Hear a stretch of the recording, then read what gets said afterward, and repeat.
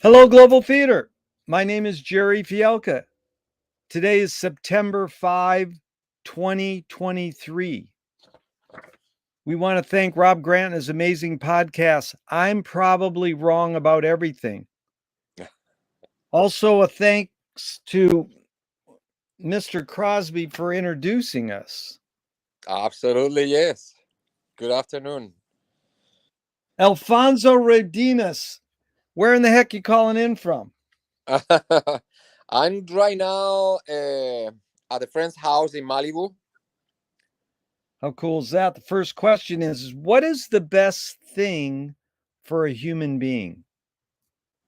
The first thing for a human being, I think, I think the most important thing for a human being is love. Yeah. Yes. That's the answer I get the most. What's your favorite? I love that. What's your favorite form of information, how it comes into you? Well, at this point, information comes through me, of course, with the use of internet. Some bloggers that I have faith on what they are bringing to me. Yeah, some alternative sources of information. Why do you think humans collect or gather information? Well, I think humans need to need to know that they are coming from somewhere and they are going somewhere, so they need to see where they are coming from. Because also the nature of our mind is like we tend to forget things. So somehow it's good to collect, even if in our minds we need to know where we are coming from. Yeah. That's good. And do you think this need or want to collect information is more innate or more invented? I think it's probably maybe it's a societal thing, or maybe it's by design. You know what I mean? Yeah. I wanna believe that our ancestors were in the need of collecting information in order to not to fall in the same pits and troubles and circumstances that may be damaging their survival opportunities. Yeah. You know what I mean? And that Oh, be no, survival's the answer I get the most, and most people do say it's innate. But do thoughts create emotions? that's quite a question. I believe so. Yes. Yeah, I think they are very interrelated. Uh, Lately, I've been going into trouble with the whole concept of not identifying myself with my own thoughts. Recently I've become to try not to identify myself with my own emotions. And Yeah. I say this because, some people say, oh, well, thoughts are thoughts, but emotions is the heart. And you have to believe in the emotions. Emotions are true, are real. Maybe not. Maybe emotions are, yes. I, I, I, I'm starting not to identify myself with my emotions. That's heavy because there's a bumper sticker I read that goes, "Don't believe everything you think." Exactly. And then we could change it to "Don't believe everything you feel." Exactly. You could easily say so Alfonso, this is good. You get it. Fill in the blank. I don't know what I think until I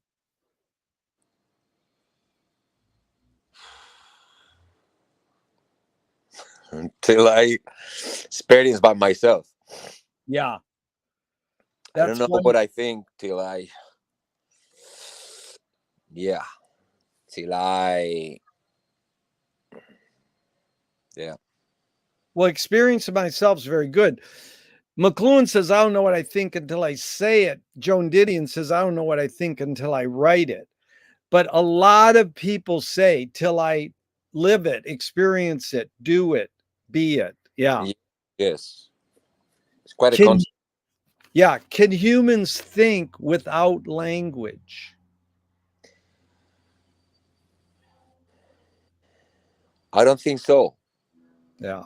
I think that's the field of emotions, right?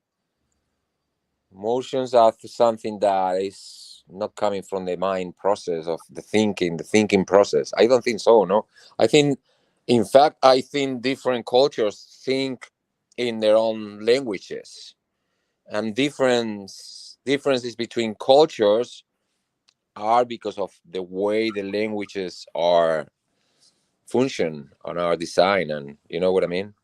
Yeah. Well, you anticipate a question. After we do these philosophical, we're going to dive deep into music because that's one of your main callings. But here's another one in this regard. Chomsky says a language is not just words, it's a culture, a tradition, a unification of community, a whole history that creates what a community is. What do you do when language doesn't work? When language breaks down, what do you do? Wow, it's very difficult to answer this question because clearly thought language create the mechanic of thought. So if there is not, mm, it turns into some sort of faith of understanding, because you see that the language is not functioning, it doesn't serve the purpose of communication. Then what is left is the faith that, okay, I want to be understood, and I want you to understand me, and it's just like this projection of good faith that you can communicate beyond words and beyond that, and maybe that's possible. Who knows? Right. It's almost like eye contact and aura. One culture they go up to each other to say hello, and they do it by smelling each other. Mm, That's how they say hello. They smell each other. So you're saying faith, Faith, right? Faith. yes. That's a great word. I've never had that word come up in that question. So I thank you. Your observations of humans in general, are we more thinking beings or more feeling beings?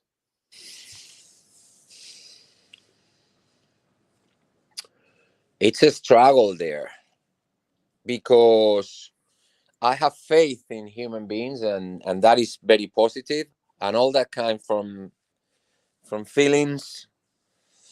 It's optimistic and positive, and I know that we can find solutions for everything.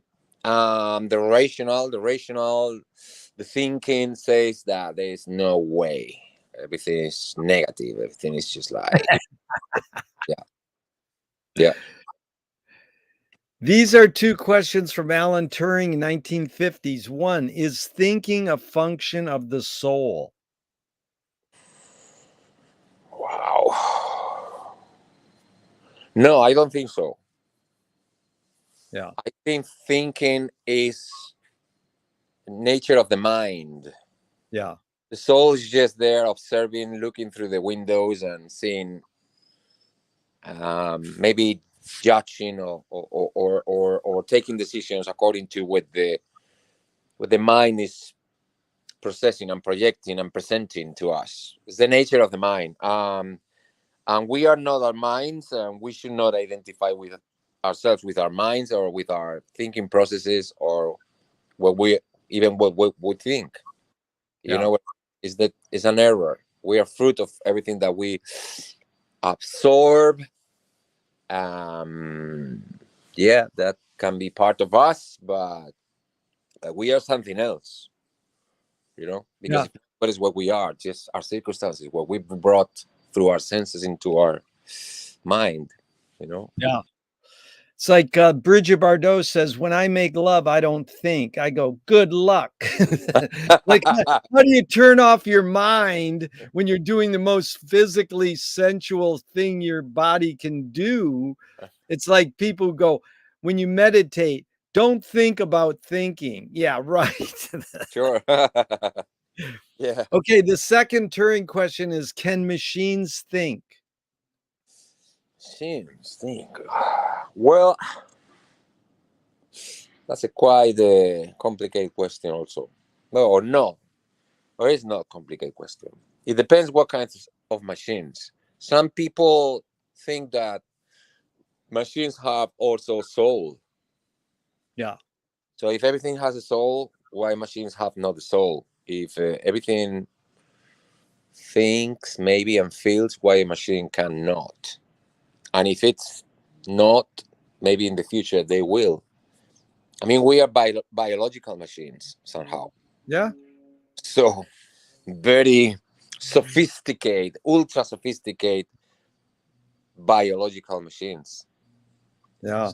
So, you know, No, it's interesting because most people, can machines think, and they go, no, not yet, or they're trying to. But if we go, well, everything thinks like a rock thinks, then why you make a machine? Can it think? So it's really me and you versus the wording on the questions. That's what I like. We're sort of both psychoanalyzing how the questions are worded. So I'm always open for changes like this one is. Do you more pursue happiness or more pursue meaning?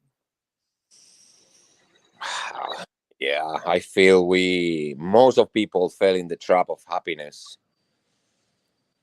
Most of the people feel in the trap of happiness, and the lesson is try to put that aside and go into find the meaning of find Yeah, meaning. Yeah, of course. I mean, it's just like it's evident. Happiness is impossible. yeah, We can have meaning to many things to our life. Yeah. yeah. Well, it's Viktor Frankl's Man's Search for Meaning. He says happiness doesn't necessarily last, and meaning tends to last. Yeah. Yeah. It's a good answer. What does the brain more detect consciousness or create it? Like, is consciousness there bubbling away and we're more so detecting it or more so creating it? Yeah. I think that's a question of faith also. Yeah, I think in my case, I think consciousness goes beyond brain activity. yeah, Brain is a way of connecting this beautiful machine that we have been provided with in this realm, in this experience. With that, I turn to look up there because it's just a tradition, you know what I mean? But it's just like inside, the soul is everywhere. I think consciousness is like universal and infinite, and yeah, yeah. What's faster, speed of light or speed of thought? I think speed of thought. Yeah. There's no right or wrong answers, but that one you got right. That was Alfonso, automatic. I don't know why. I'm glad you're laughing because that's what this is all about. Okay, so Audre Lorde, the poet, said, you can't dismantle the master's house using the master's tools. Yvonne Rainer responded and said, you can if you expose the tools. What new tool do you suggest? Wow. Wow. The tool is just not participate of their ideas and their designs for us as individuals and as society. I mean, just disregard. Let them go with their fucking thing and ignore them, ignore their ridiculous things that they want for us. You know what I mean? Don't Good. participate. Don't participate in their crazy dreams and ideas and whatever. That is a great answer. What new toy do you suggest? New toy. That's a good one. If it's new, have to be invented, right? I will. I will invent a toy that it nice fun toy to detect bullshit as it comes immediately. You know what I mean? Yeah. Far, You yeah, mean you're saying the toy you gravitate towards is the one that you want to invent, and that's a bullshit detector. exactly. That is good. That's really good. Okay, what do you worry about when you go to bed at night? What I'm worried, I'm worried. Yeah. Woo! I'm worried about me getting too bored and too obsessed with repetition of behaviors and things in life. I don't want to get bored. That's my Yeah, preoccupation. Yeah. that's good. The Aborigines in Australia have no word for boredom. Ah, So it's funny. Does that mean they never get bored? Well, probably they get bored, but they don't have a word for it, or it's called something else. yeah. Well, sure. In America, it's called TV. Yeah. Fucking hell, yeah. Okay, McLuhan learned from Ezra Pound the poet that artists are the antenna of the race, like musicians, sound engineers, painters. They're the antennas of the race. They're broadcasting and detecting the hidden psychic effects of our inventions, so we might be able to cope with what we don't like about our inventions. So I asked you the question Marshall probed his whole career. Why do we ignore the hidden psychic effects of our inventions, even though the artists are broadcasting them to us? Because most of the inventions that we are presented with are pretty addictive,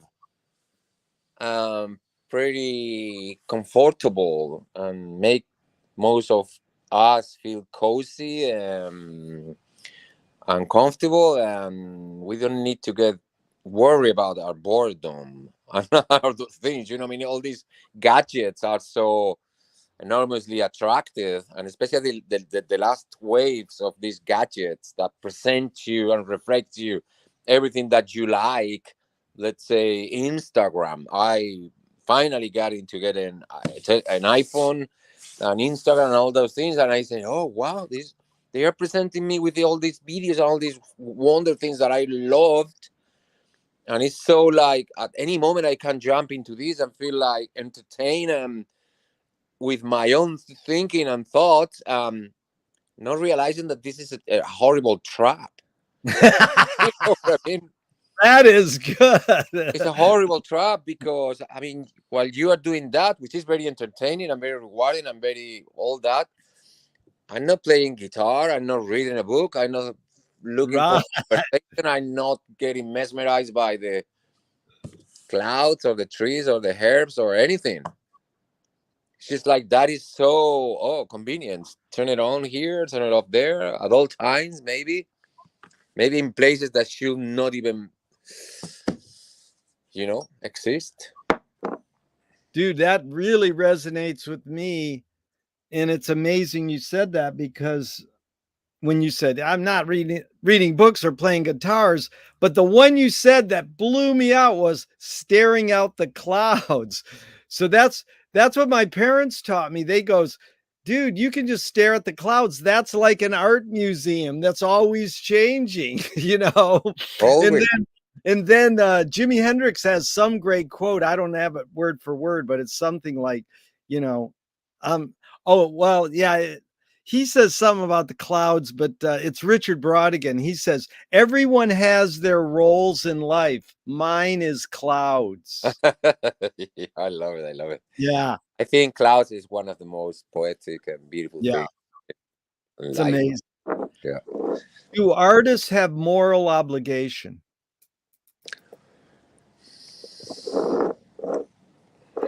I think artists have more obligations as anybody else. Yeah. You know, I think so. Yeah. Are you more afraid of new ideas or more afraid of old ideas?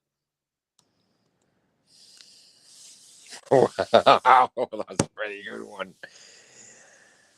I'm I'm afraid of old ideas repeating themselves and try their poison again and again in new generations. You know what I mean? And I afraid also of new ideas, great ideas that are disregarded and not even contemplated, and because they want to keep old ideas and perpetuate old Yeah. ideas. You know what I mean? Yeah. Yeah. So I'm more afraid of old ideas than new ideas. Yeah. That's, I got it. I've got it from John Cage, but there's another one that you just, Charles Kettering, he invented the windshield, windshield wiper, Yeah. intermittent windshield wiper. He said, people are very open minded about new ideas, just as long as they're exactly like the old ones. Well, there you go. Can you conjure up your earliest memory ever or one of them? Wow. Wow. Yeah. I think one of my early memories I can remember is being like a very, very young child in summer in my parents' apartment. Be with my younger brother, being laying down, all stretched out in the floor of the apartment because it was cool. You Yeah. see, the floor was cooler, and it was just. I remember that. Yeah, I was probably 3 4 years. Yeah, Is memory more a curse or more a blessing? I think it's a blessing. Yeah. Yes. Tell me someone within your immediate family, then outside your immediate family, just briefly, who had an impact on you, kind of like a role model. And what specifically was that impact? Wow. Well, I was just talking with my one of my elder brothers just a little bit before. He was this very. He's 6 years older than me, and he played guitar, and he was a beautiful singer songwriter. I was a child, and I was exposed to all his hippie dreams and his music. He was kind of a little revolutionary in my little town in La Mancha in Spain. He was a very unique person. He definitely influenced heavily my upbringing as a teenager later and as in my whole life. Yeah. Mhm. Good. Now, outside your immediate family. Outside my immediate family, how outside? I mean, Yeah, it could be anyone, someone you knew or someone who you read or saw or heard. yeah, well, some writers out there, I can name so many of them, you know what I mean? Role models. I mean, I Well, was name one that really stood out. Or Well, I was very influenced by Jack Kerouac or Henry Miller. oh, there you go. That's Yeah. good. Hmm. But what do you think you got from Kerouac? From Kerouac was this traveling, this finding, this trying to live life in a way that different from what they have been taught, what they have Yeah. been told that life had to be lived and experienced. You know what I mean? Yeah. Sort of adventurous somehow. Also with young people like him, and I nurtured so much out of that. It was so attractive and so beautiful. Their conversations, their intellectual conversations also, and the driving and the, and the. Yeah, the great line. It goes, walking on water wasn't built in a day. Wow, That is a great Kerouac line. I love that. amazing, yeah. Okay, so did your parents raise you a particular religion? Well, we in Spain, we raised all of us as Catholics, but my parents, they were not practitioners. We never went to church or prayed together. Do you Maybe pray because, now? eh? Do you pray now? Do you pray?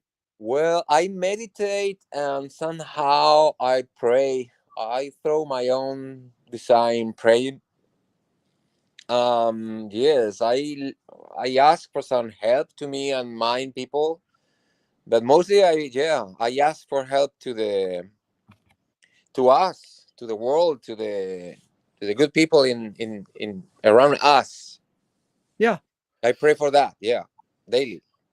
Alfonso, if God exists, what would you like God to say to you after you die? Wow.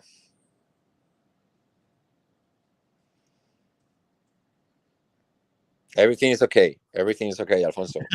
Also, Beautiful. Do evil people exist, or does evil use people as a vehicle? I think evil people surpass any expectations of evil. You know what I mean? We become much more evil than, let's say, Satan could have dreamed to be with. You know, to dream of. Yeah. So there's evil people.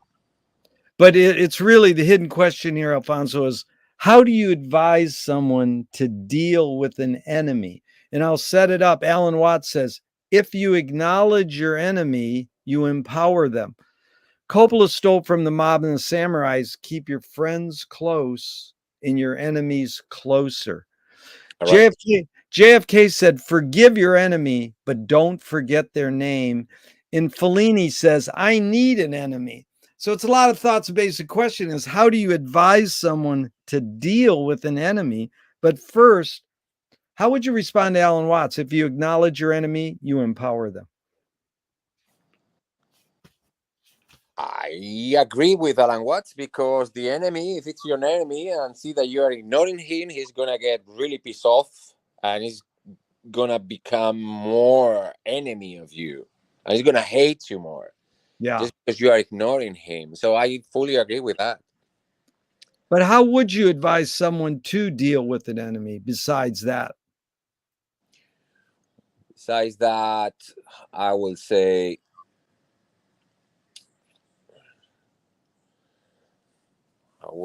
that it's difficult because I think your enemy,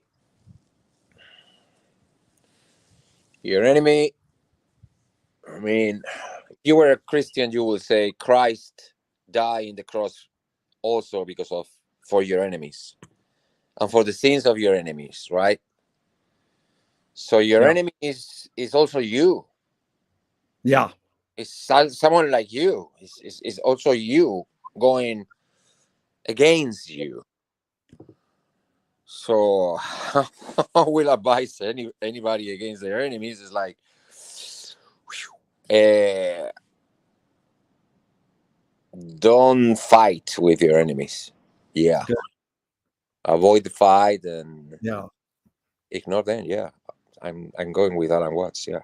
Yeah. Nassim Taleb says games were created to give non heroes the illusion of winning. In real life, we don't know who wins or loses, but we can tell who a hero is. Then my friend said, well, villains don't think they're bad, they want control. Heroes want freedom. And Gregory Bateson, the anthropologist, says, if the criminal gets caught, does he go, oh, my criminal skills weren't up to snuff that day? Or does he go, wow, I did something morally and socially wrong? So it's a lot of prompts, but the basic question is, does punishment work? I think punishment works. Yeah, Yeah. I do think so. Yeah, I experienced that in my life. So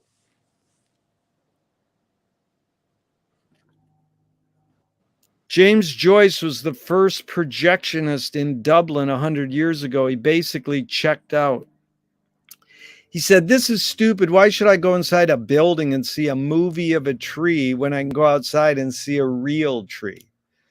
Years later, Faulkner said, "Sometimes the best fiction is more true than journalism. Why do we have to recreate things in order to get them?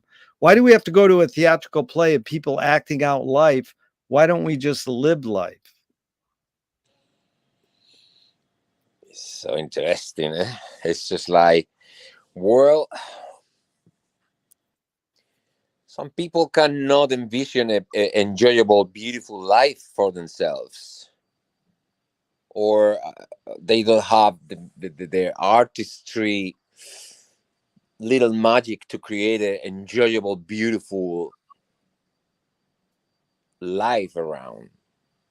So somehow it have to be created for them, and that's why we have art, because you know what I mean. They cannot create that for themselves.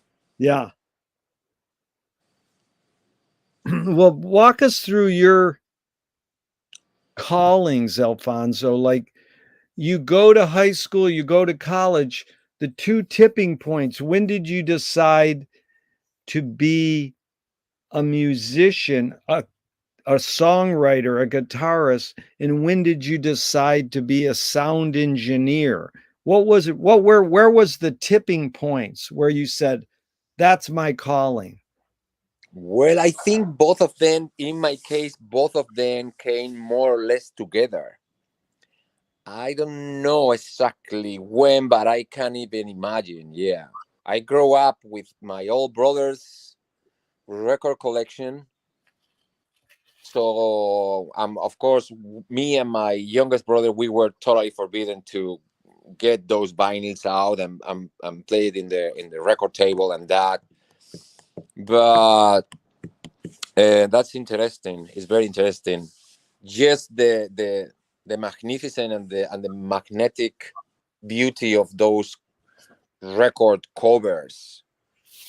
You know what I mean? It was so that world that surrounding music. It was so attractive, so beautiful, so unique, so different from the reality that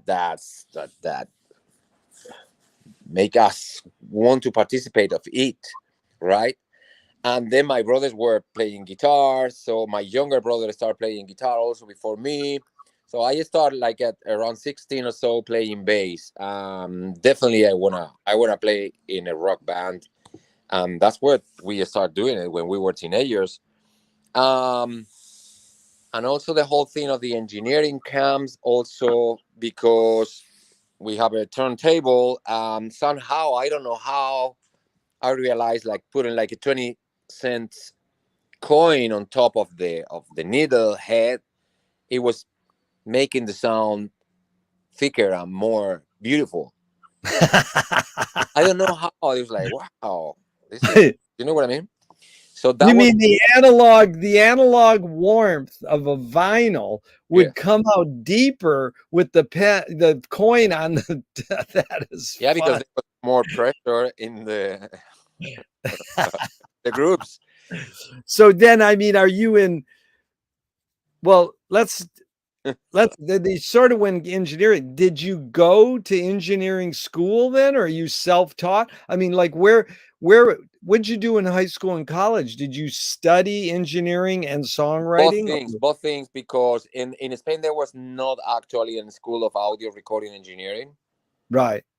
but there was a technical sort of 3 years career that lead you into audio electronics somehow, Yeah. Yeah. or electronic circuits and electronics of not just audio but all sorts of things, you know. And 1 year was specifically audio, but it was absolutely not designed as it was in here or in some other countries in Europe that they Yeah. drive you to no microphones and boards and mixing consoles and this and that. Yeah. It was I always wanna know about that. I was always very attracted by the names of the recording engineers and producers in the covers of the album, also in the albums also. Um, I was always dealing with cables and with the PA systems of my band, and I wanted to be a recording engineer. So I self-taught myself. You Uh, self-taught, amazing. yeah, But then yeah. what about lyric writing in composing the music? Did you heard these artists and then you said, I can do that? I mean, what kicked you over into actually being a songwriter? I can do that.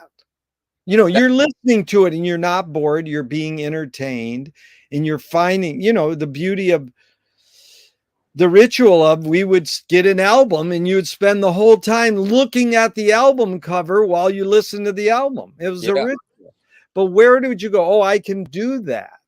Where's Mm, that kickover point? yeah, it's very interesting. I mean, I started writing very late in my life. I found my, let's say, voice as a writer and as a singer also late in my life. So it's time. Sometimes it takes very very long. But musically, no, musically is different. I was doing songs and I was basically you try to imitate your heroes, what they are doing, and you learn from all those records, and you try to emulate all that somehow, and you realize that there is no way that you're going to be like them, but then playing in a band at some points, even if you are not very good, you experience the energy of a band, and that is like, wow, this is really impressive. We are not good, we are not like our, but wow, this is something, you know what I mean? And then you try to play better and try to do better songs, and better songs is like try to develop a little bit from the more basic things of doing things, you know what I mean? And then that experience is more beautiful and more complex. So yeah. I Well, think I love everything, that word. I love that word energy you said. Go ahead. Yeah, sorry. no, I think everything works by imitation. Yeah. Well, that's Harold Bloom says on anxiety of influence, you absorb your hero or your influence and then you abandon them. Like, good luck. How do you abandon them? After you've absorbed them, how do you not become a clone? So, you know, this is a screenwriting teacher said to me, great film or great art, great music is when you can clearly see the intention of the maker.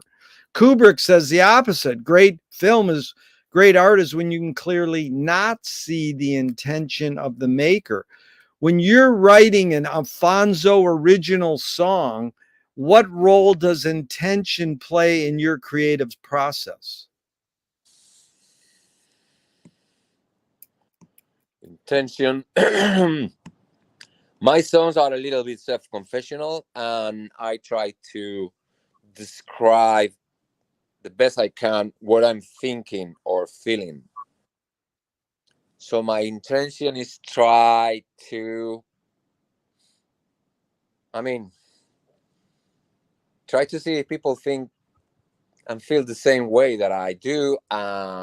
Try to be as much natural as possible Yeah. with that.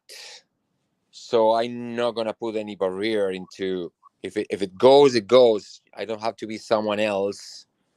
You know what I mean? And if it's natural and is authentic, it will go somewhere, and people will understand what I'm trying to say. You know, Well, Duchamp said there's no art without an audience. How much are you thinking of your listener when you're writing your song? I'm not thinking at all. Yeah. I'm thinking maybe when I put in the song together and I start to play in the song and to sing the song and to articulate and mechanize lyrics and music.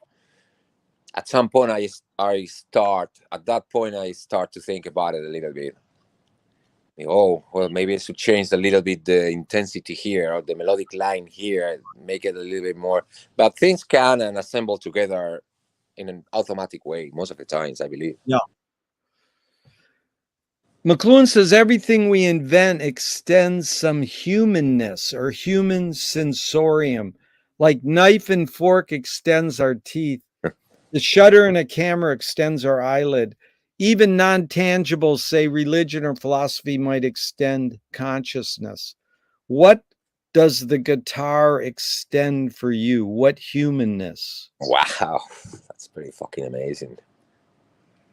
Yeah, yeah, because yeah, of course, guitar or any instrument is another member, another limb out of your body. Yeah, that allows you to. It's just creation, the creation muscle, the creational muscle. You need a tool to translate that into the outside world, right? Yeah, Unless you are unless it's your throat, but your throat is also a tool. It's an yeah, instrument, right? yeah. No, creation muscle is really good wording. I mean, like McLuhan says that the movies extend your foot because you Yeah. travel. But most people say movies extend your eye or your memory, but there's no right or wrong answers. It's always interesting. But now, what does the studio extend? What humanness does the studio extend? The mixing board and the gear and cables. Yes.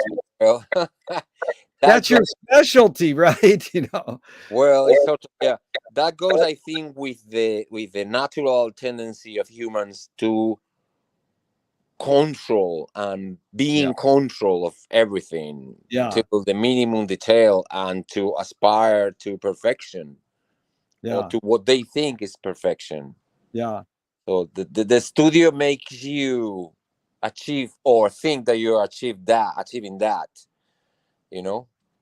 Yeah. Uh, yeah, that's what it is, clearly to me. Mm. Yeah. And I congratulate you. You've won 5 Grammys being a studio engineer. Yes. That's pretty dang good, dude. That is amazing. You Well, I don't give much importance to it. Some people gives a lot of importance to it, and I suppose it has a lot of importance to it. Well, I mean, it's when you get acknowledged by something like that, I mean, you got to admit. But you're the epitome of a Frank Zappa's album cover or album title, Studio Tan. You get a suntan. He called his album Studio Tan. Yes. Like you I spend wish all the I have been with working with Frank Zappa. You know what I mean? yeah. Okay, so let's delve into music a little. Hmm. What's the function of music? Wow.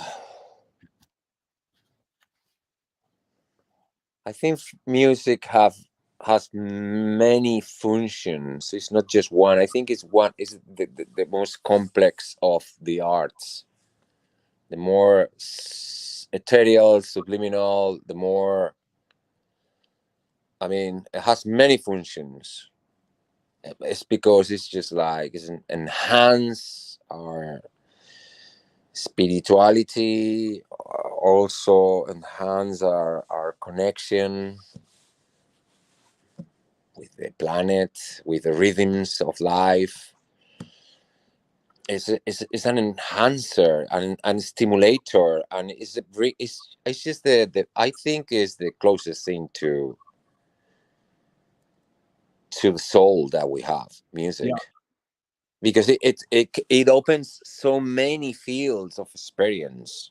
yeah, Just like it brings you all sort of memories. It produces you emotions of all kinds, makes you happy, makes you have sad, it makes you want to move, dance, or recline.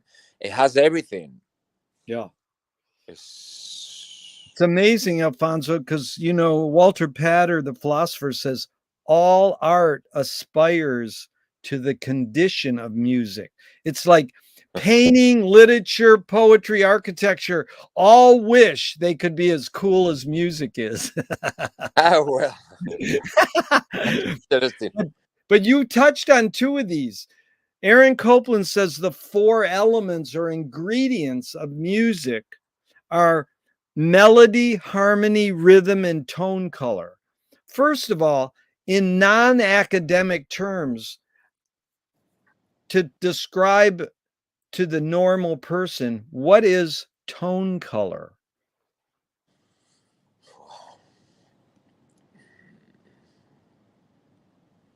The tone color. Tone color is something that we could apply to the differences of in perception of similar instruments or different instruments that theoretically should have the same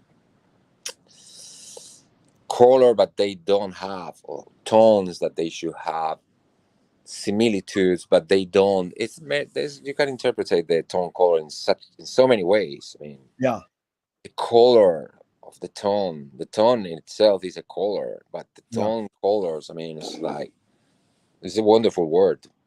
It's really weird because, yeah, I asked Balamente, that David Lynch composer, one, what color is blue? I mean, no, excuse Exactly. me. I said it wrong. What color is C chord? You know, Wow. and he said something like blue or red. And then I asked Frank Zappa, what color is C? And he goes, ask Rimsky-Korsakov. But Yeah. but those four, you brought up two of them. Melody, harmony, rhythm, and tone color. How do you focus or integrate those four elements when you're writing an Alfonso song? Is there one that stands out you start with? Is there a ritual? Is there any sort of focusing on one more than the other? I think it all starts with the rhythm. Yeah, The periods are simpler, some more direct sense of music, the rhythm, right? um the instrument that you are playing or that you are choosing to bring this rhythm, it has a color, a tone color. Piano has its color, the guitar has its color, voice has its color.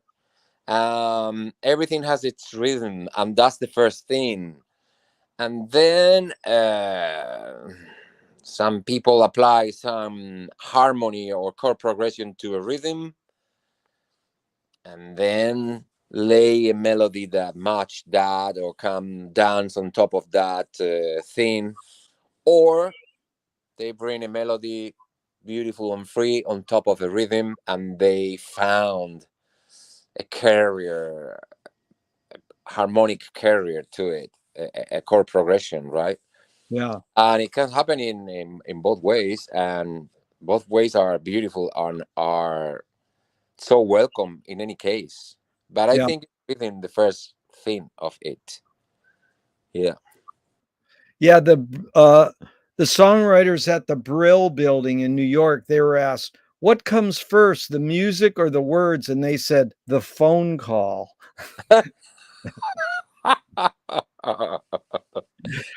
So my friend says the three T's of music are technique, theory, and taste. So you've learned how to play guitar, you know the structure, theory.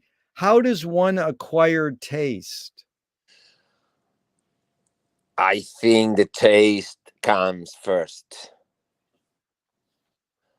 I think taste comes first because, and that is educational probably, or maybe not, or maybe it's just you bring it from a previous life or something. I don't know, but sometimes people that have not much skills technically or on theory or whatever, they show fabulous taste and sense of of musicality, and you know what I mean, without having much to demonstrate technically or you Well, know. where does it come from? Like, why have you gravitated towards the styles of music or the genres you like and not others? Where does that come from? Where does taste come from? I think it's probably coming from your upbringing, Yeah. from what you were listening to when you were forming your brain, Yeah. and later on, yeah, yeah. I But that's musical taste, and tasting colors, and ways of how to idealize music. Other thing is good taste, which is like, wow, that's what is good taste. Good taste is just perfect combination Yeah. put together. And like, where is that coming from? Huh, I don't know. Some people have listened to the same music, exactly, or very close to the same music, and playing the same instruments and this and that. And some people have fantastic taste in what they do, and others, they don't even try to put together a song. Yeah. So where is that coming from? Where are the genius coming from? Are the genius or the big artists created by their teachers, or on their schools, on their upbringing, or their parents, or they just incarnated from previous something? Yeah, that's good. Because you touched on this one too. McLuhan said, song is slowed down speech. The reason cultures have different musical taste is ultimately connected to language difference. Any Hmm. comment on that? Hmm. I do agree 100% with what he said. Yeah. I do agree, because every language brings a different, at least melodic, vocal, resonance. It's so clear to me. I'm from Spain. I cannot imagine flamenco music be sung in English. Yeah. It's It's amazing. like there's no way. You know what I mean? Yeah. At the same time, well, you cannot imagine rock and roll be sung in East Asiatic languages. Yeah. Well, what's more fundamental, language or music? I think,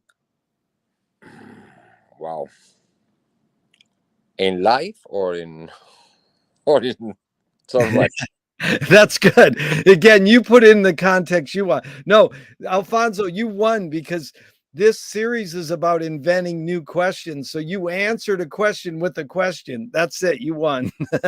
thank you very much indeed. Yeah. Six Grammy. Okay, Thelonious Monk, my friend, he said so well in Venice, Duggo. He said, Thelonious Monk heard all the notes that Charlie Parker heard, but only decided to play some of them. And so, Monk says there are no wrong notes. Any comment? Wow. I think there are no grown notes. I do agree with Thelonious Monk. Yeah. Yes. It's academia, and education and culture what makes us think that this or that note is wrong. But I don't think there are wrong notes. Yeah. Mm. And then Miles talks about the space between notes, the silence, like George Clinton says, funk is the absence of. How do you integrate silence in music? It's always happening. How do you pull back and know the dynamic of space? That's the mastership. Yeah, of course. I mean, it's a very famous thought of Miles Davis. Yeah, silencio, the silence moments, the let the thing shimmer a little bit and come back. Of course, if you are all the time throwing ta ta ta ta ta ta ta ta ta ta, ta, it ends up of monotony of the, you know what I mean, of being bombarded. But if you let it be carried away by the stream, and then another one, and then it's just, yeah, of course, it's part of it. I think it's part of it. Of course, one cannot exist without the other. No, yeah, we Yeah. have to create silencio. Yeah. Mm. Ruth Draper says, and you've performed in front of audiences. I saw a YouTube of you performing. And she says the key is to bring the audience up onto the stage and into the scene with you. It is they who must give you even more than you give them in the way of imagination and creative power. That sounds great, but how do you do that? Well, doing your best Yeah. and trying to provoke reciprocity. You don't need much reciprocity. You just need one person that is getting it. And if in front of that people you see one person that is getting it, that's all you need. Wow, that's a good answer because Leonard Cohen says the only way you can sell a concert is if you put yourself at risk. And if you don't do that, people know. What role does risk play in your creative process? Wow, yeah. Yeah.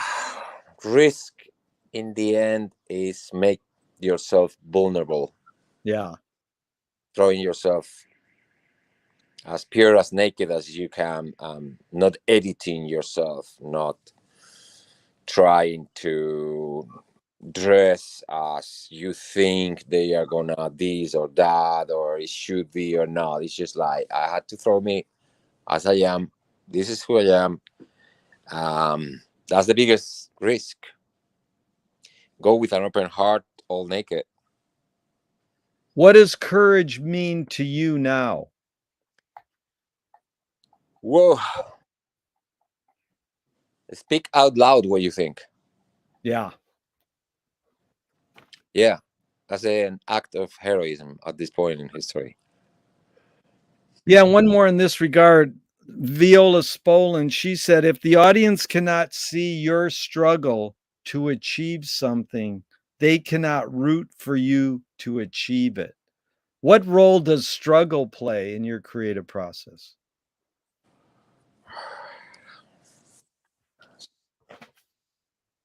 A struggle feeds, and the bitterness of struggle feeds your creativity and your work in a way that you have to overcome and do something better, a better song, a better you, to develop yourself at a higher point of what you may believe is your better you, the best, the perfect, the perfect better you know what I mean? Yeah. That encourages that. Yeah. Encourage. That's what friend of mine said is the best thing for a human being, encouragement, because in the word encourage is the word heart. Yeah, but that's what I was trying to understand, or I was understanding is just like if people ignores you, that is not encouragement. Yeah. If people don't like what you do, that's not encouragement, Yeah. but it can trigger encouragement Yeah. because you say I gonna do it better, and Yeah. you know what I mean. So it's interesting. Yeah. Ben Ratliff is a music writer. He says, I mean sound as it's long functioned among jazz players as a mystical term of art, as in every musician finally needs a sound, a full and sensible embodiment of their artistic personality, such that it can be heard at best in a single note. So, like me or you could hear Miles hit a note and we go, oh, he's fragile and pointed. So, Ben would summarize it in 2 words: Coltrane, oh, he's slightly undercooked and urgent. If if a music writer was going to describe Alfonso's sound in a couple words, which 2 words would you go, oh, they got it. They understand me? Wow.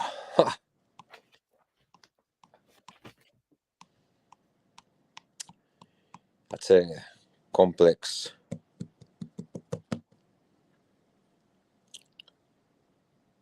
Mm.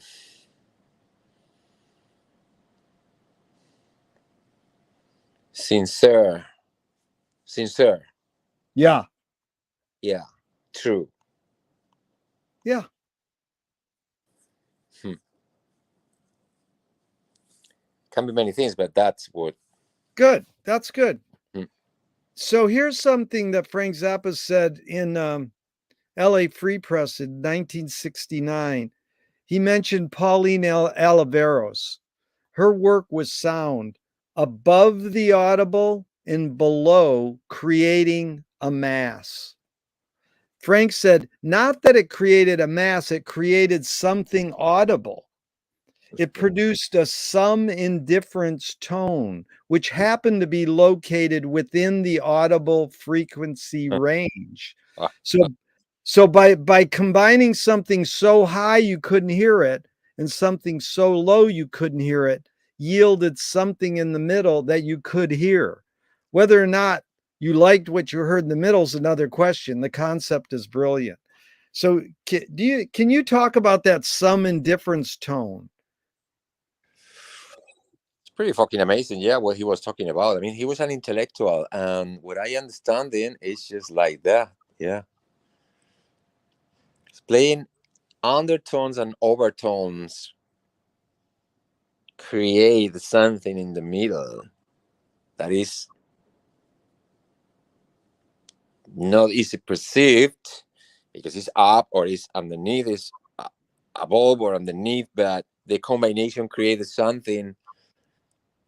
Yeah, more It's like up or is down. It's a mix that it was is the result of that, and it was unexpected, and maybe because of that, is more rewarding somehow. yeah, that's a good word because it's like the resonating interval. It's like the in-betweenness. Yes, the in betweenness. Yeah, Yeah. yeah. I spoke with Michael Apted, the filmmaker, about 40 years ago. I says, why do rock video editors feel so obliged to edit fast? Most people don't know that Abel Gance invented rapid montage in 1922 in France, but in the 80s, it really flourished with MTV to the point where Marty Scorsese says, I cut my films faster because of MTV. And Michael Apted said, because we've learned to take in information faster. So I asked this question with a bias.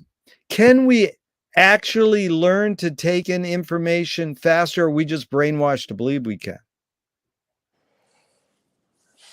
I don't think we can take information much faster anymore. Indeed, I don't think we take much information that way because there is no time to digest it. It's just like, you know what I mean? It's just like triggering an immediate response, a little bit swallow, right? Yeah.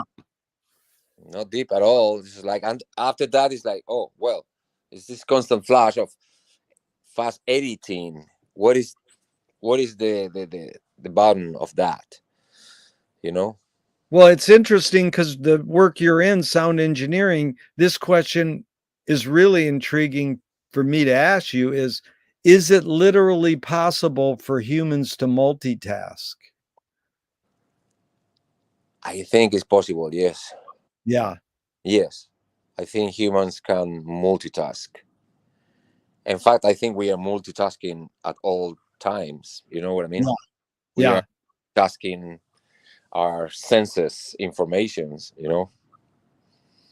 But I think we can multitask activities to some Yeah. degree in a successful way. Yeah.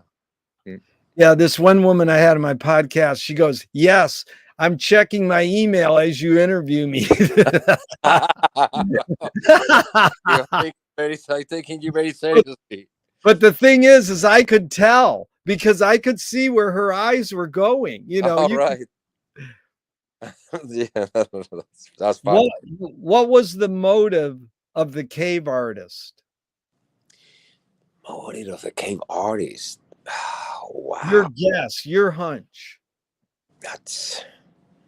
They probably have many different motives. You know what I mean? It's just Yeah. like, I was here. I was here, Yeah. or you can elaborate very, very, very deep into that. They were attracting or making real their images in order to attract this or that. As many speculations possible regarding that, but probably was that we were here. Yeah, I'm curious, Alfonso. We're working on a film on archiving right now, how people collect stuff over the years. They gather their boxes and then they die and they expect their loved ones to take care of their boxes of stuff. That's You true. know, and in your case, you have stuff that could be historically important in music history, master tapes or things in your career or personal things. And you actually brought this up earlier. It's good to collect. So we know that history can contribute to moving the project forward, knowing the past. But the Eastern philosophy is live for the moment, be here now. Is this need or want to archive more innate or more invented? Like the Egyptians put stuff in their coffins with them. You know, Yes. why do we collect? Why do we archive? Is this innate in us or invented by us? I think is I think it's invented. Yeah. Sort of, yeah, because I mean,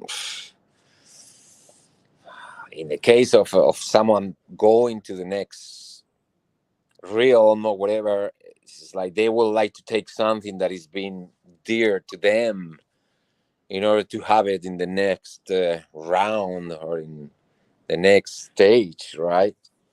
It's a natural wish to take something that you like with you to the other side or to the other way or to somewhere else. Yeah. You know what I mean? So I'm contradicting myself because it's probably natural, but at the same time, in modern times, I'm not thinking in next lives or in dyings or in mummies or things like that. It's probably cultural also.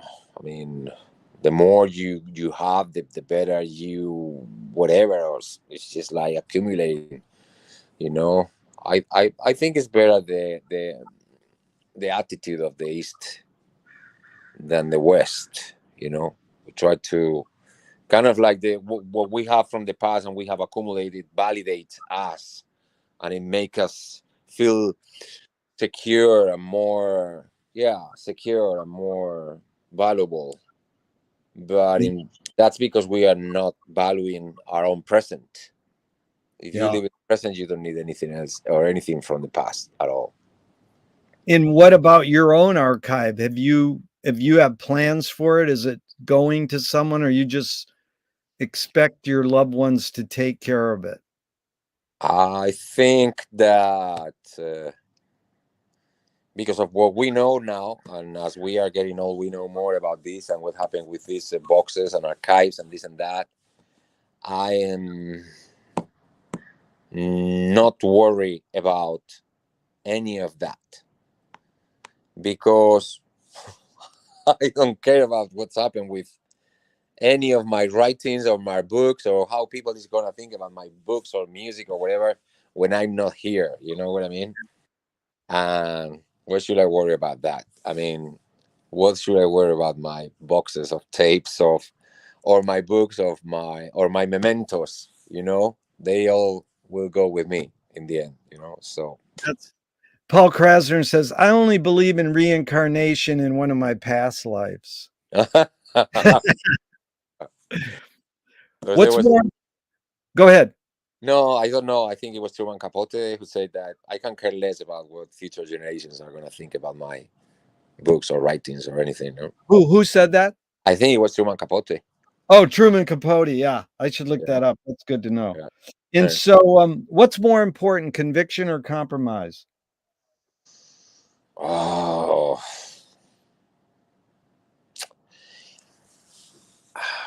I think it's more important compromise.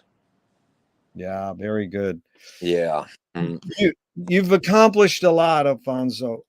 In your accomplishments, how do you rate these three elements: luck, skill, and ambition? What played the biggest role, second and third? I think the number one is luck. And then skills. And then ambition. Yeah. Because you can have a tremendous ambition. And I think you can achieve very important things or very important things to you with ambition, because some people have so much ambition that they can manage to do whatever they want to do. But some other people achieve things without having ambition, just because of having good luck and fortune and a confabulation of facts or synchronicities. And maybe some people that has a terrible ambition, they are never gonna achieve or some of the things that they will like to, because maybe they don't have that fortune, that luck. Yeah. But what is clear, I believe, is like you need a minimum of skills Yeah. to make that opportunity happen, Yep. T.S. Eliot said poetry is outing your inner dialogue. What language is your inner dialogue in?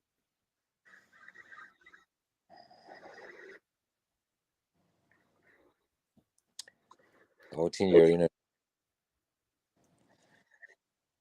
My language.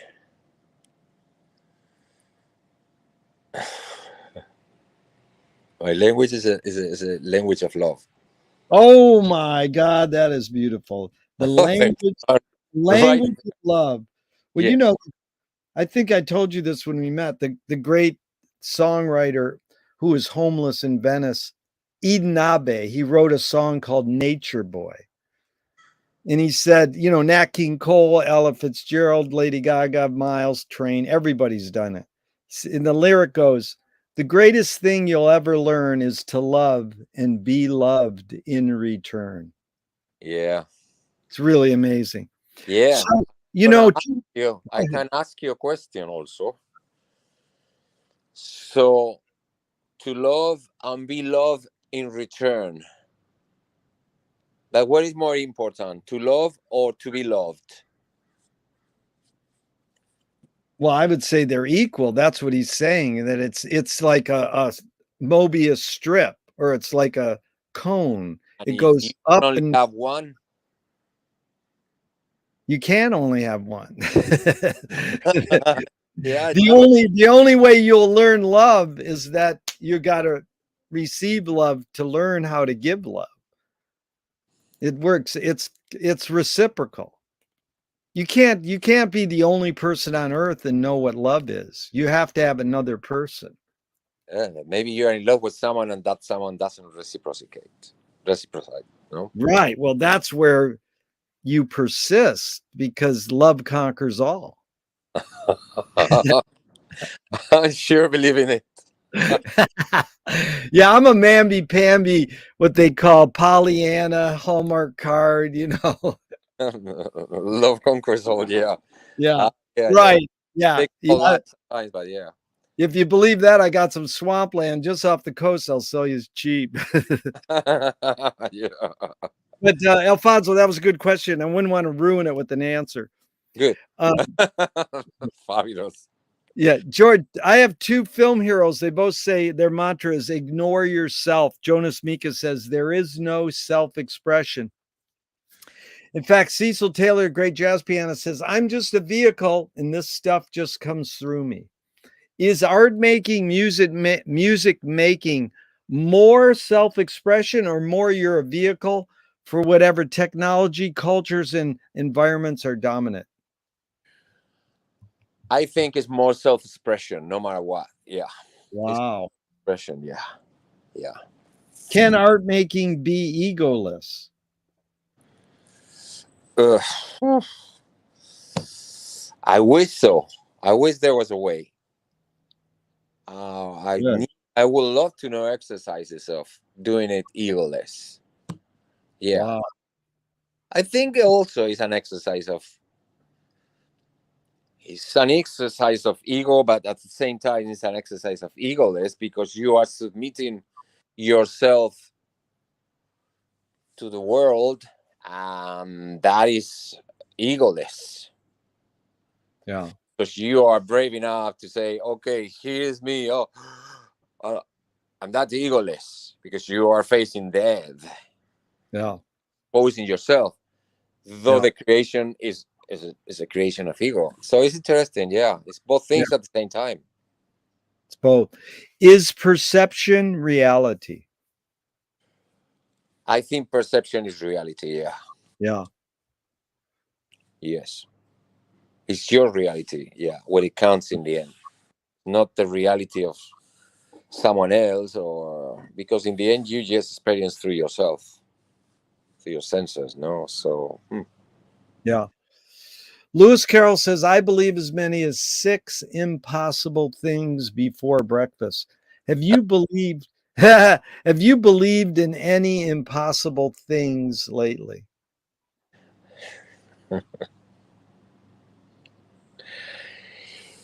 yes, I believe in many impossible things all the time. Yeah. Name one.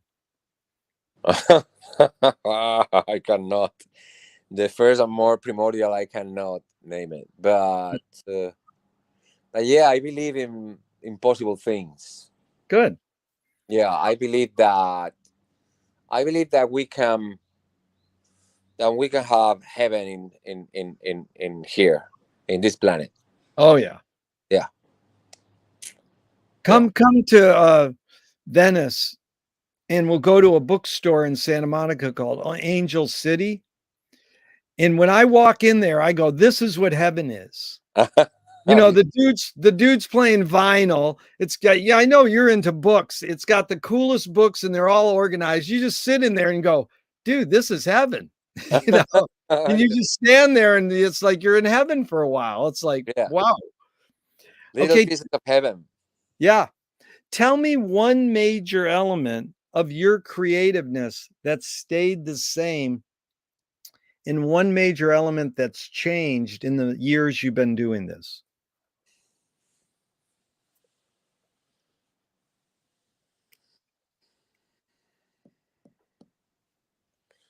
Well, there is this creation element that wants to show yourself and be loved, that is there always, and you do that, and that's what moves you. And then that very same element changes, because when you have been doing it for a while, you don't need that anymore. Yeah.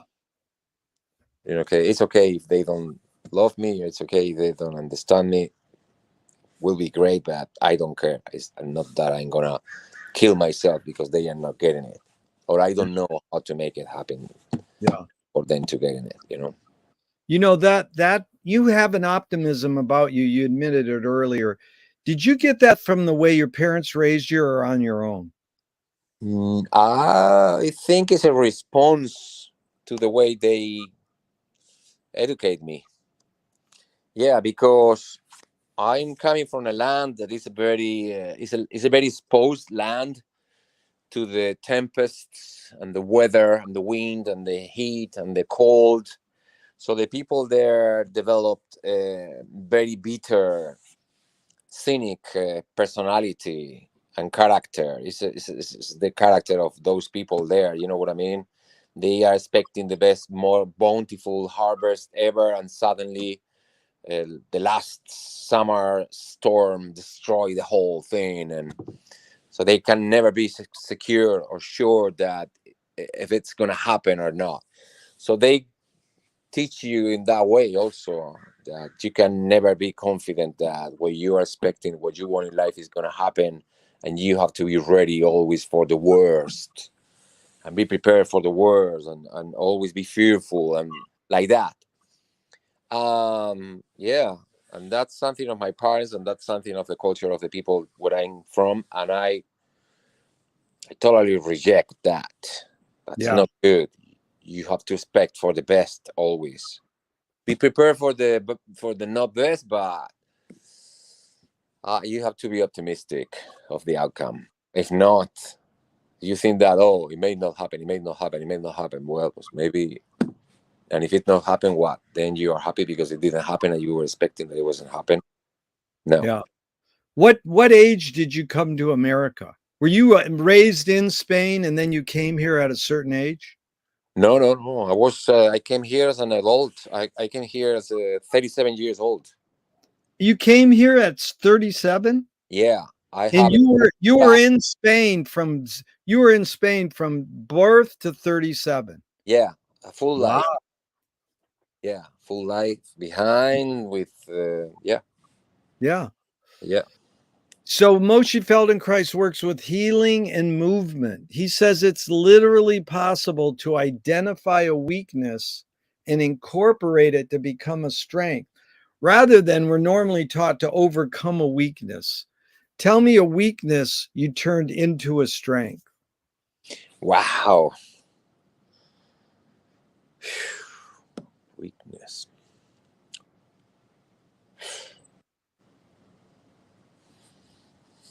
I have many weaknesses that I have not transformed into strength. Uh, Maybe believing in the ultimate goodness of people. That was a weakness, and then how'd you turn it into a strength? It's strength because I have get good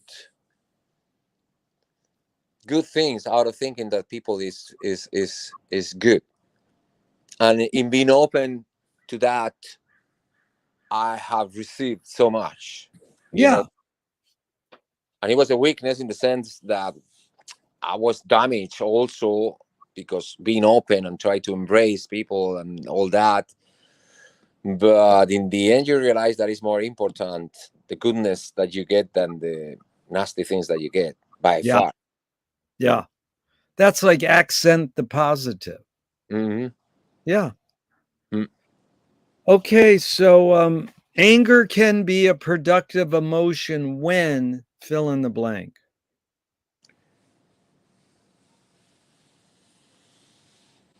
When you are working, Wow. What's the most significant difference between men and women, physical aside?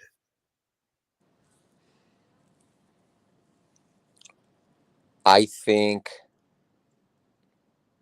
they are naturally creators and optimistic and positive.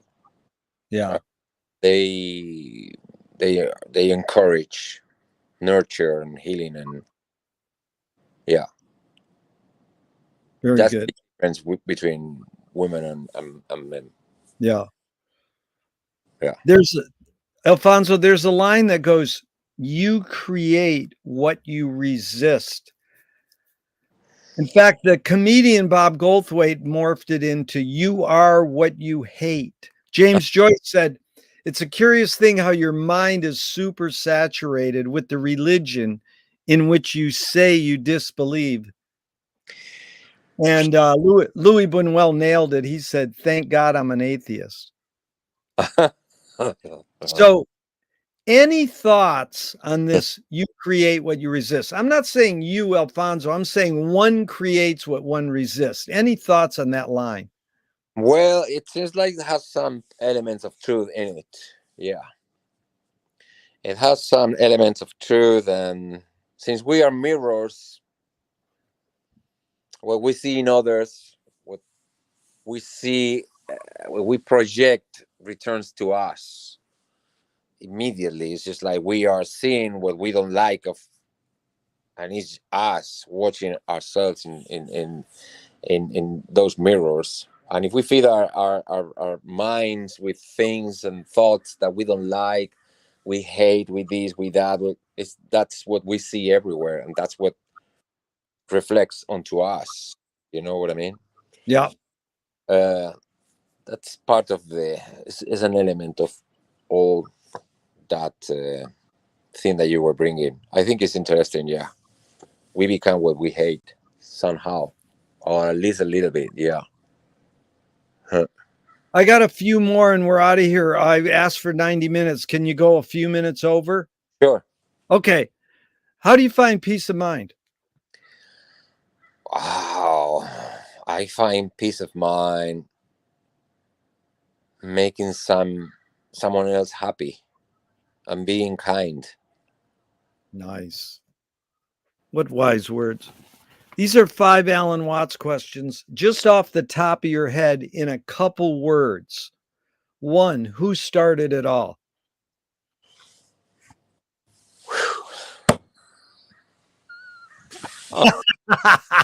Good laugh, dude. I'm glad you're laughing. You started. Huh? You. You. Good. You. 2, are we going to make it? I think we are gonna make it. Yeah, we are making it. Yeah. 3, where do we put it? We are gonna put it in our backpack. Definitely. 4, who's cleaning it up? We are cleaning it up. 5, is it serious? I think it's totally serious. Yeah. Yeah. That's good. If you were walking down the street today and you met yourself as a 12-year-old, what would you say to your 12-year-old self? Oh man, how much I love you, how much I love you, how much I love you. Oh God. That is really touching. I had that once. Oh A man, I would woman give for- such an embrace to him. in 40 years, I mean, it really brought me to tears because in 40 years, I had a woman go, I love you. I mean, that's an amazing thing that you could say that to yourself. Amazing. And give a hug too. Wow. Yeah, I mean to that kid, yeah, of course. Wow. Beautiful. Which way should toilet paper come off the roll, over or under? I think it's over, yeah. Yeah. If a publisher was to release your autobiography off the top of your head, what would the title be? Wow. I try my best. They want to scent the glue and the binding. What smell?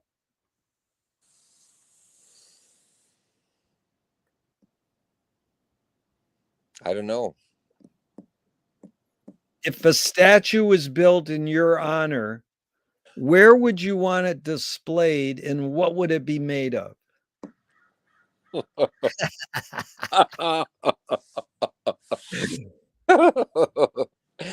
uh, I would like to be displayed some sort of in a church and marble, of course. Nice. Yeah, like I was a saint that gave everything for a noble cause. Noble cause. I love noble cause. Okay. If you were in a vat of vomit up to your neck and someone threw a bag of shit at your face, what would you do? Excuse me again? If you were in a vat of vomit up to your neck and someone threw a bag of shit at your face, what would you do? Take the shit out of my face. Alfonso, tell me something good you never had and you never want. Something good I never had and I never want. Wow.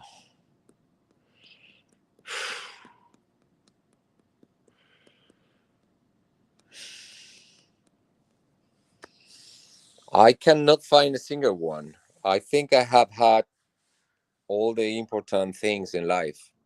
Yeah. I have love, I have friendship, I have all those things in life. So I cannot easily find something good that I will like to have had. No, I think I have everything I needed. Yeah, that's funny because the 3 answers I get are fame, money, and heroin. Isn't that weird that those 3 are the most, something good you never had and you never want? I don't know if they are good. You don't know. Yeah, that's the thing. To each person, to each their own. Yeah, of course.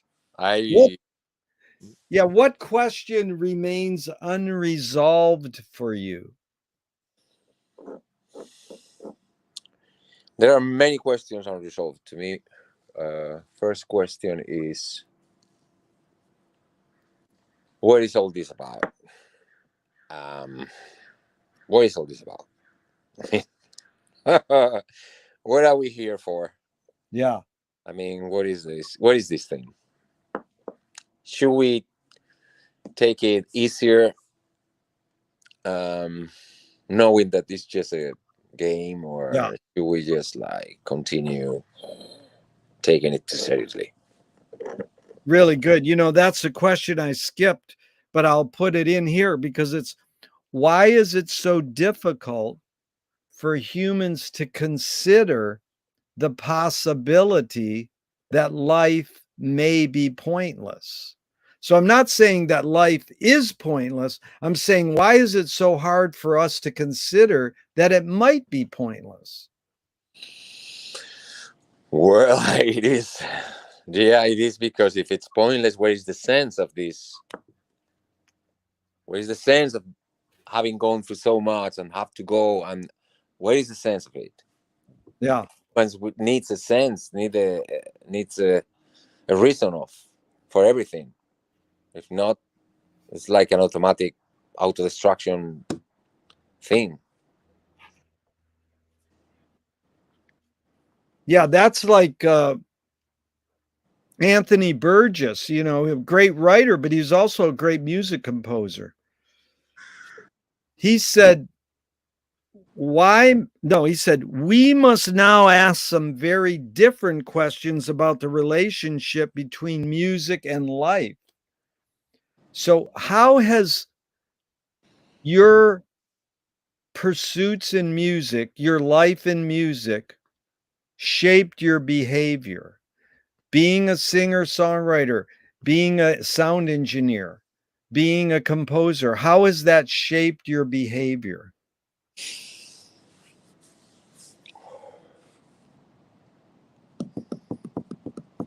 In all the ways possible. In realizing what is beauty, what is magnificent, and what is enjoyment, and what is the top of most of human condition, and at the same time, and feeling also, being able to feel the frustrations and the bitterness of not being able to achieve things that you would like to achieve, and get, and you know Yeah. fully on. Yeah.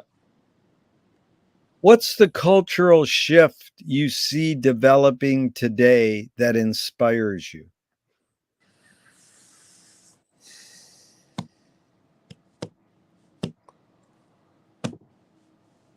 The cultural shift that I'm seeing that inspires me is the end of art. We are contemplating the end of art, the uniformity, greatness, the all is good, the all is the same, and we are losing the basic educational skills to differentiate what is art and what is shit.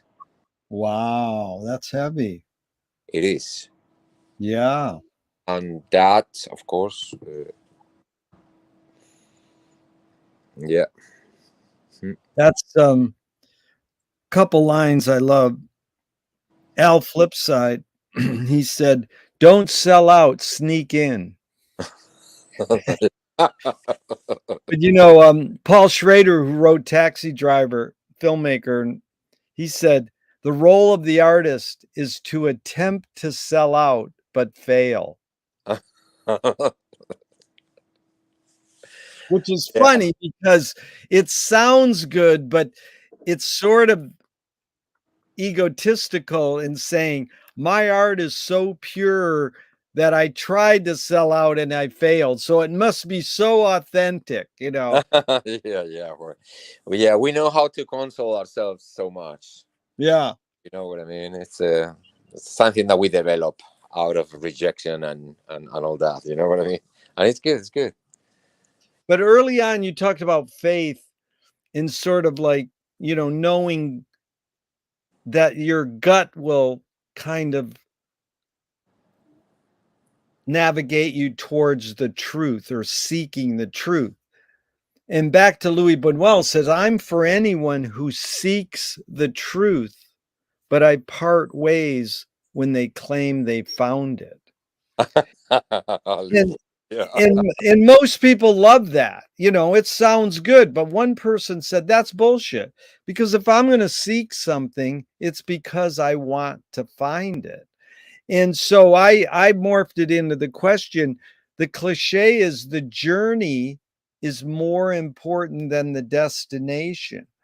Why do we have to seek or name a destination if the journey's more important? Yes. Yeah. Yeah. Because I suppose the destination is a trophy that you can show to everybody and see. You see, I made it. Here it is. Look. Yeah, And the journey is something very personal, something that nobody else can participate of it. yeah, So it's only showable to you, um, not to anybody else. You cannot share those intimate moments of your life with anybody else, but with yourself. And I suppose the way they have make us believe life is we have to show the achievements and the this and the that. You know what I mean? I believe the life is the journey. Clearly, the journey is the hero's journey. that's it. I call him Joseph Campbell Soup. Yes, I It- It's good. It's good food for you. Comfort food. So Utah Phillips says that anarchy is making rules for yourself and not other people. Who's entitled to make the rules? wow, nobody's entitled to make the rules. I think I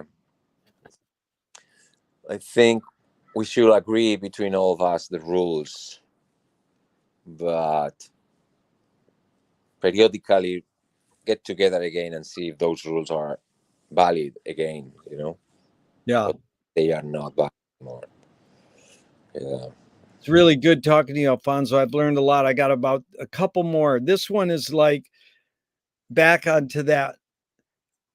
The etymology for the word freedom is giving oneself one's own laws. So it's similar to what Utah Phillips said. And T.S. Eliot said, freedom is only truly freedom when it appears against the background of an artificial limitation, which caused McLuhan to say, how are you to argue with people who insist on sticking their heads into the invisible teeth of technology, calling the whole thing freedom? What does freedom mean to you now? Wow.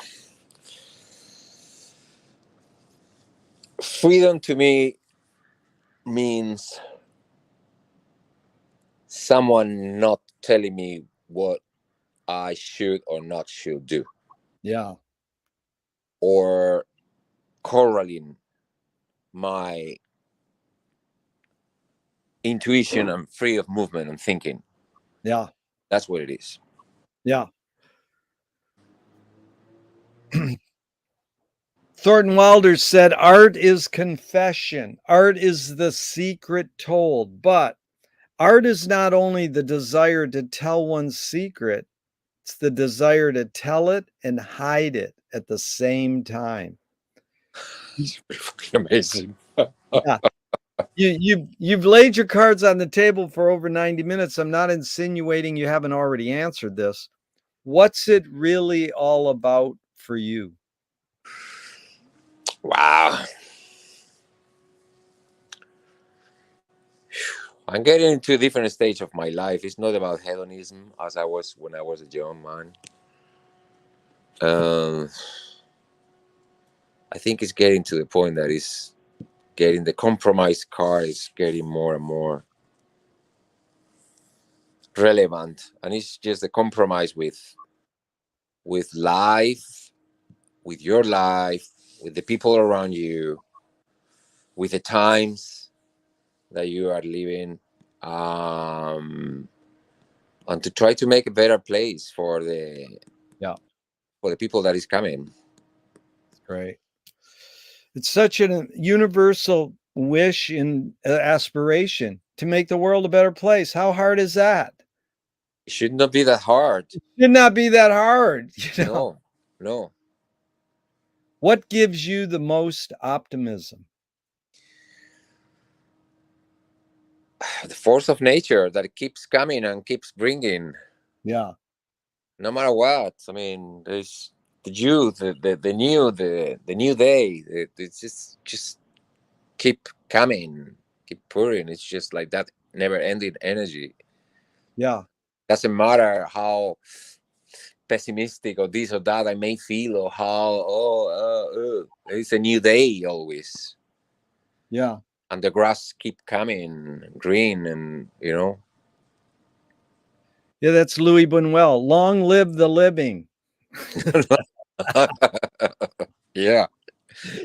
Yes. Well, Alfonso, it's been really a delight. I so much loved talking to you at that picnic, but this has been really deep and I've learned a lot, and Me too.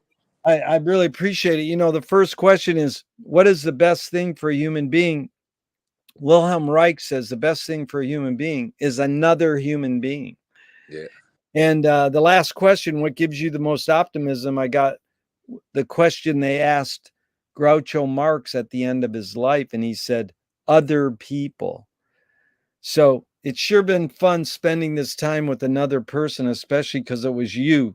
Thank you so much. Thank you so much, Jerry. It's such a pleasure. It's just a privilege being with you, sharing with you this time, and thank you so much. Yeah, well, let's hang out and make music and stare Yes. at the clouds. Let's go lay down and stare at the clouds.